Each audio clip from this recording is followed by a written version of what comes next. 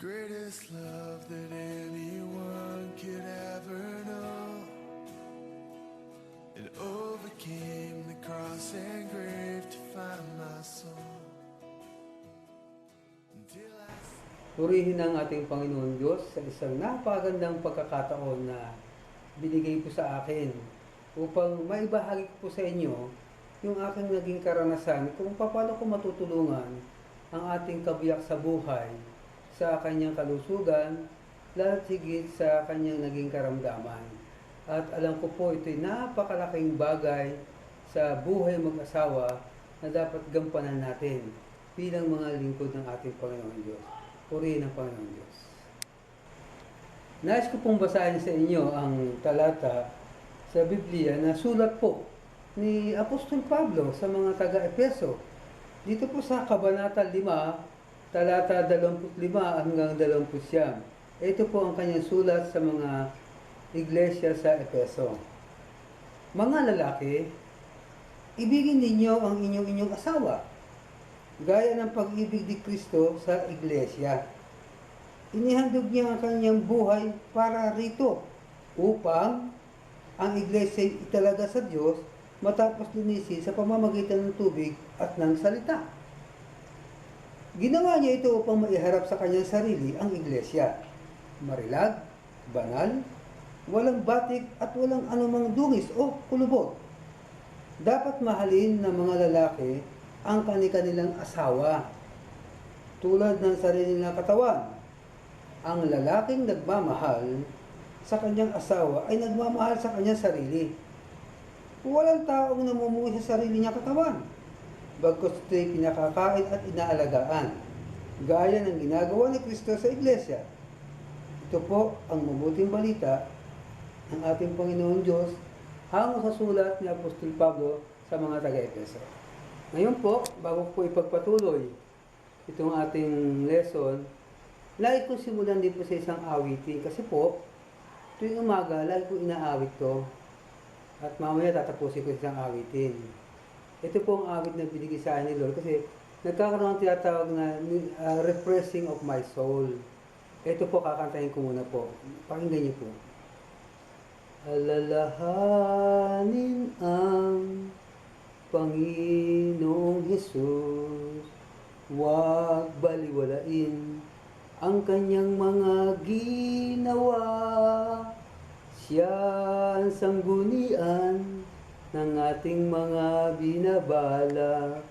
Aayusin niya ang buhay natin, sundin mo lang ang utos niya. Siya ang dahilan kung bakit tayo'y nagpupuri. Siya ang dahilan kung bakit tayo'y sumasamba. Siya ang dahilan kung bakit tayo'y umaawi. Siya ang dahilan kung bakit tayo'y buhay ngayon. Umasa ka sa Diyos palagi at tuwina. Huwag kang mananangan sa sariling nalalaman. Batid niyan lahat ang natatago mong buhay. Isuko ang sarili at maglingkod sa Kanya. Siya ang dahilan kung bakit tayo'y nagpupuri. Siya ang dahilan kung bakit tayo'y sumasamba. Siya ang dahilan kung bakit tayo'y umaawi.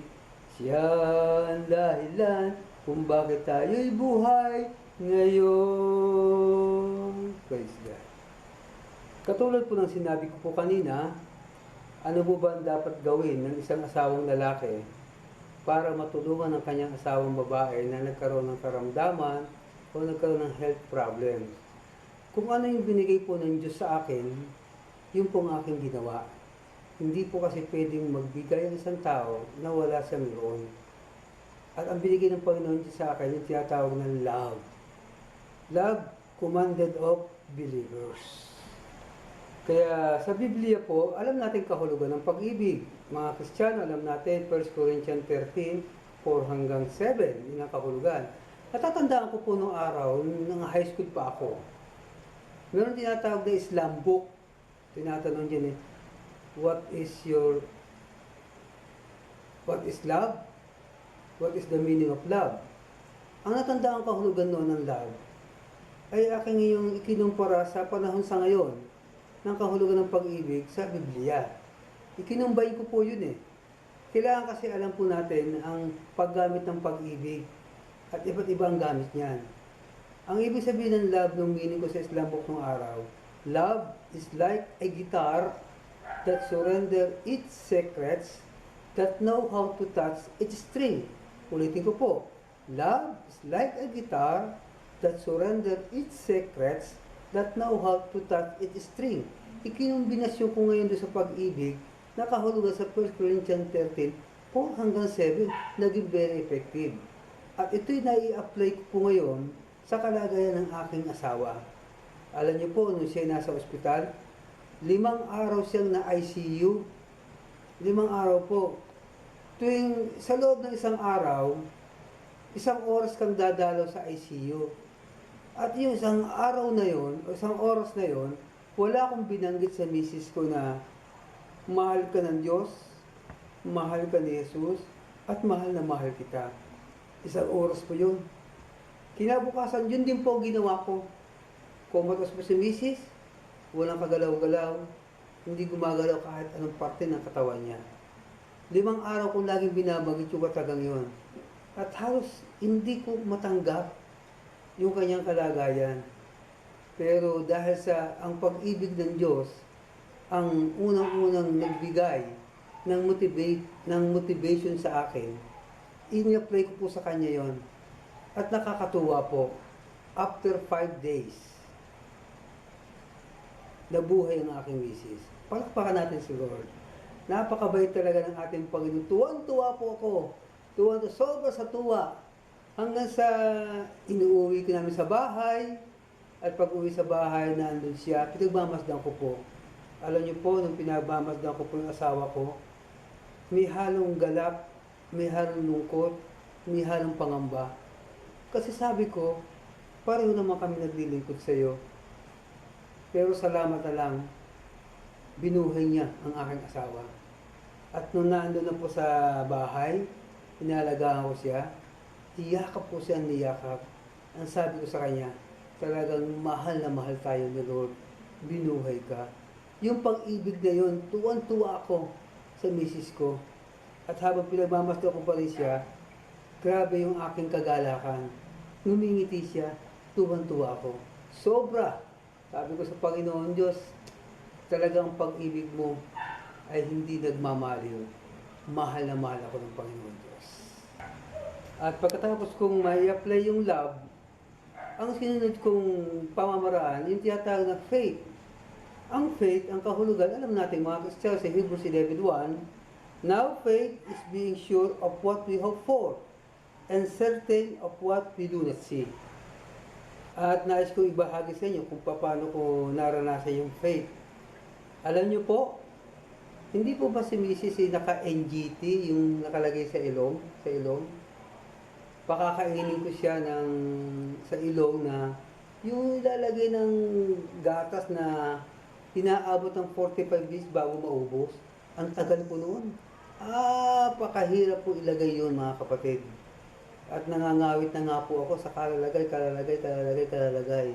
Alam niyo po, lagi nahuhugot po yung NGT niya. Pag nahugot, situit na itatakbo namin sa emergency. Kasi pag nahugot yun, kailangan din ma-expose. Mapasok ang cover, takbo sa emergency, kakabitan. Takbo sa emergency, kakabitan. Kasi yung kaliwang kamay niya malikot. Laging kinakalikot niya yung NGT, tinatanggal. So dahil sa ganun po kanyang ginagawa, yung ginawa ko, iniwanan ko siya, pinaubaya ko sa aking mga anak at kay Sister Joy yung aking message, bahala na kayo dyan muna, aalis muna ako, pupunta muna ako sa labasan. So nagpunta ako sa may labasan at medyo humihingi ako ng wisdom kay Lord.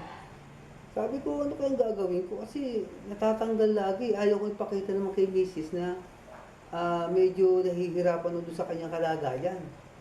So after 1 hour, bumalik ako. At pagbalik ko, nakita ko siya ngayon. Tinatanggal pa rin niya. Sabi ko, Lord, ano bang dapat kong gawin? Alam niyo yung ginawa ko para hindi matanggal? Yung kanyang kaliwang kamay, tinali ko sa kama para hindi magalaw. Pero alam niyo po, dahil sa pag-ibig na tinulong ng Diyos sa akin, hindi ko po kayang makita na ang asawa ko itinatali ko ang kamay doon sa kama. Sabi ko, pinagmasdan ko siya, nakatingin sa akin. Para bang tingin sa akin, gagaling. So ano yung ginawa ko? Hindi ko mati kasi mahal kong asawa ko. Tinanggal ko yung tali. Nung tinanggal ko, ngumiti, niyakap ko siya.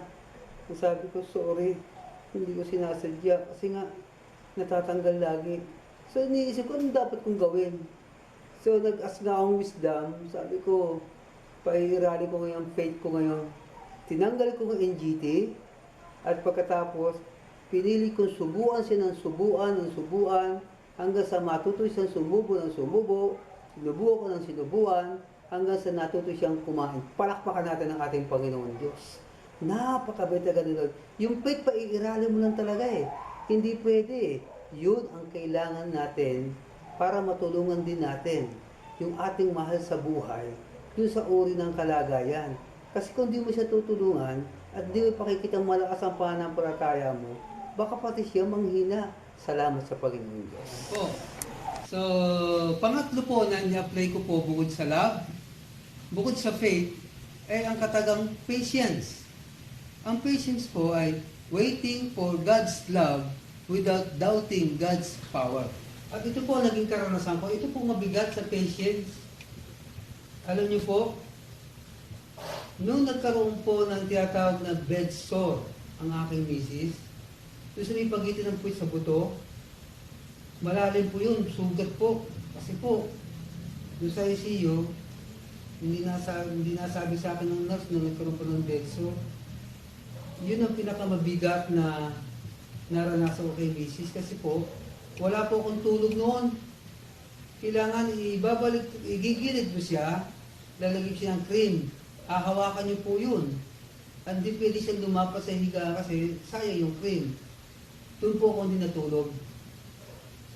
Pagkatapos, kabila naman, ilang linggo ko po na ginawa yun.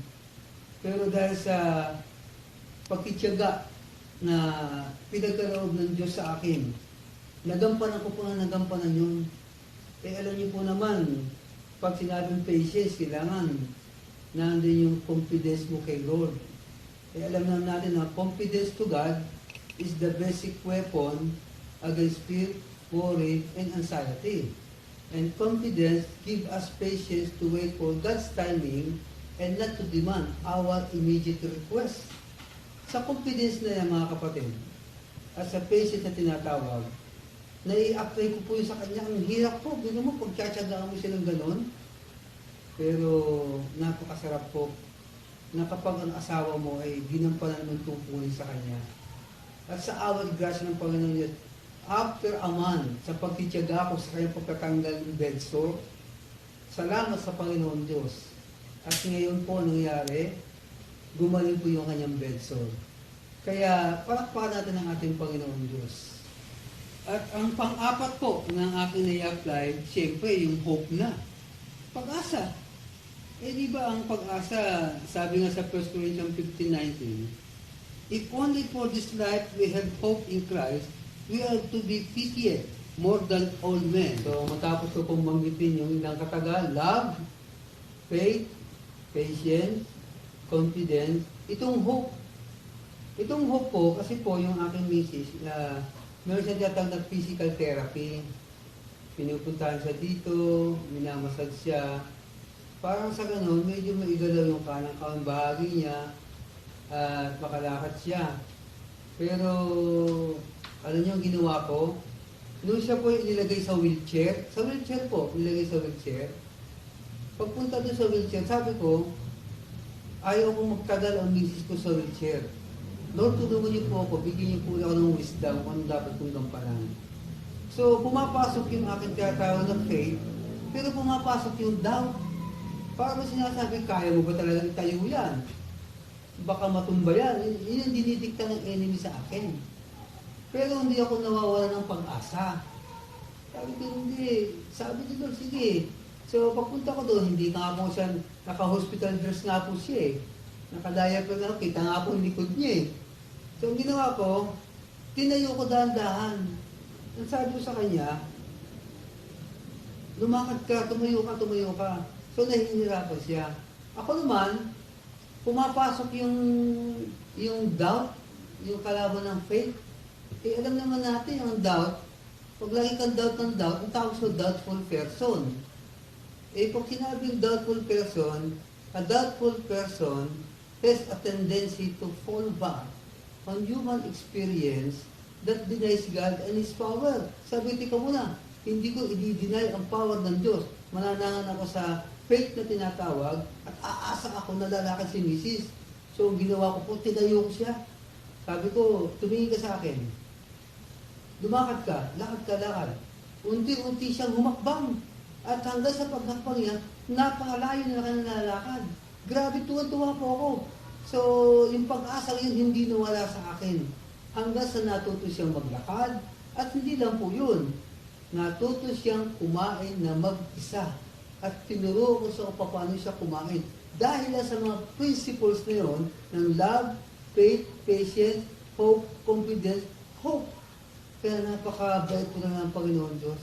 Ito yung ating igagawad sa ating mga mahal sa buhay. Kaya ang sabi sa ating binasa, mga lalaki, ibigin niyo ang kanyang asawa. Kasi siya ang partner na ibinigay ng Panginoon Diyos sa atin. Aalagaan natin sila. Kasi gift yan kay Lord. At isa pang napakaganda, alam niyo, misis ko, kahit siya na magpunta, hindi ko siya ikinahiya. Dinadala ko siya kahit sa kainan. Kahit magtingin ng mga tao, pinakakain ko siya. Pag kumakain nga siya ng spaghetti, ang mukha niya puno ng sauce. Kukuha ko ng tissue, papahiram ko. Eh, lumapit pa nga sa akin, ano mo yan, Mrs.? Ang sabi sa akin, pambihira ka ng mga asawa. Nagagampo naman, kailangan po kasi gift po sa akin ni Lord yan. So, hindi po ako nawala ng pag-asa. At ngayon po, ito po kasama ko siya. Nakakatuwa po ng Diyos, mga kapatid. Sobrang pagmamahal niya sa akin. Sobrang pagmamahal sa asawa ko. Kaya bilang mag-asawa, pakatandaan natin, hanggat nandyan ang mahal niyo sa buhay, pakitaan niyo yung pagmamahal. Alagaan niyo mabuti. Mahalin natin mabuti. Huwag natin sinasaktan. Mahalin natin siya. Amen. At ngayon po, ipinakikilala ko po sa inyo ang aking mahal na asawa, si Felisa de Guzman. Kiss naman. Kiss naman. Ano sasabihin mo? Sabihin mo, thank you Lord. Ano? Siya po yung ngumingiti. At nalalaman po niya ang aking sinasabi. Kasi yan po siya, mahal na mahal. Kiss na. Dito nga, kiss na. Wow! Hindi kayo na po pagmamahalan namin. Ibang klase po na po. Yan po ang aking asawa. Ito'y kailanman. Laging iniisip ko to. Pinakamamahal ko to. Love na love ko to eh. Ito yung aking walang hanggang kaligayahan na binigay ni Lord. Amen. Dad? Lakot mo ako.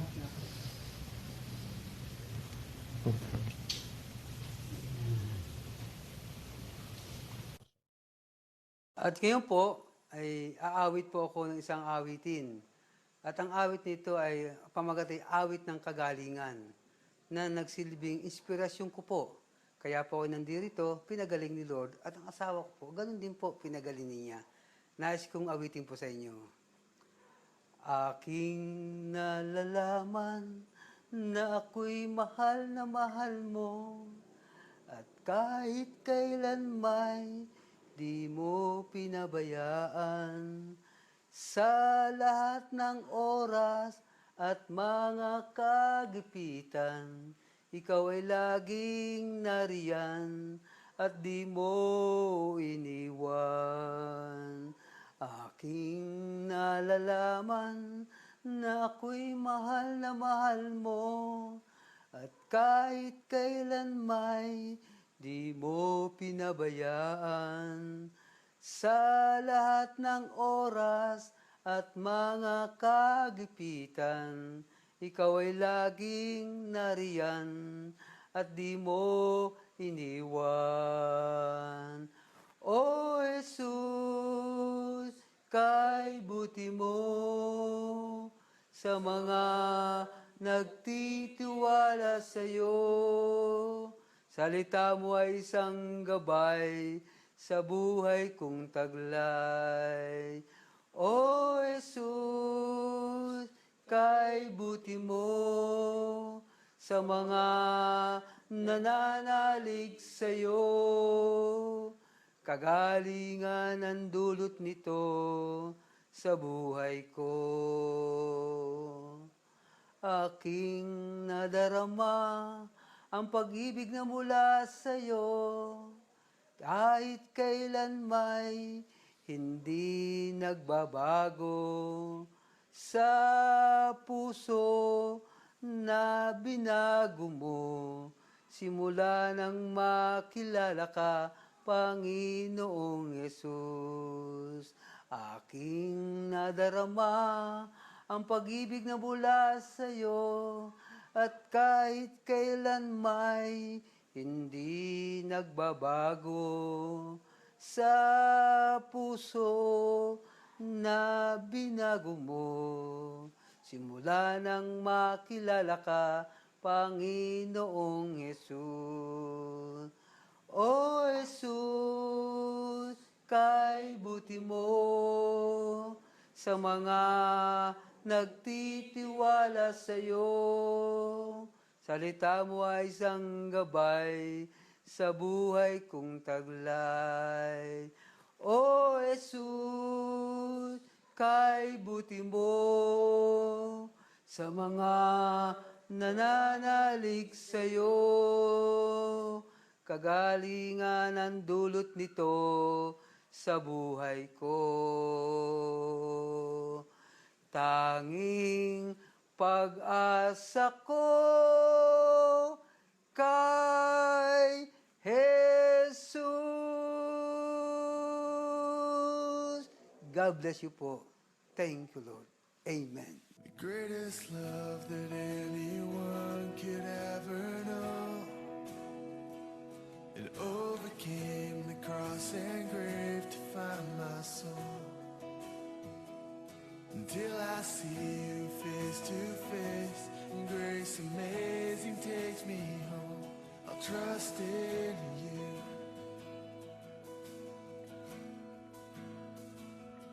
Though I am, I live to see your kingdom come. And in my heart I pray you let your will be done. Until I see you face to face, and grace amazing takes me home. I'll trust in you.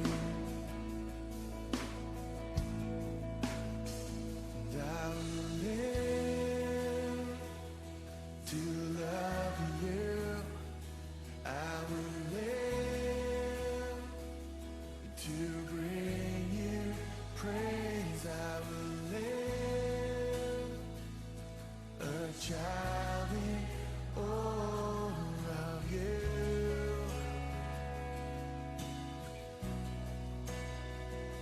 You are the voice that called the universe to me. You are the whisper in my heart that speaks to me. Until I see you face to face, and grace amazing takes me home. I'll trust in you. And I will live to love you. I will live to bring you praise. I will live a child in all of you.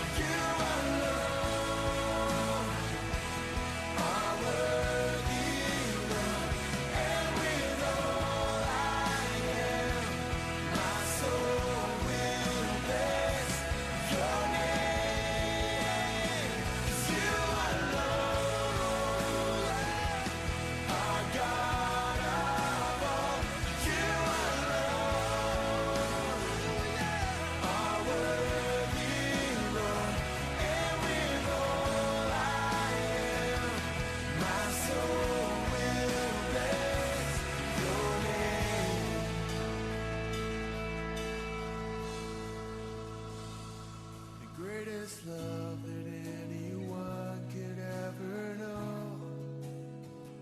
It overcame the cross and grave to find my soul.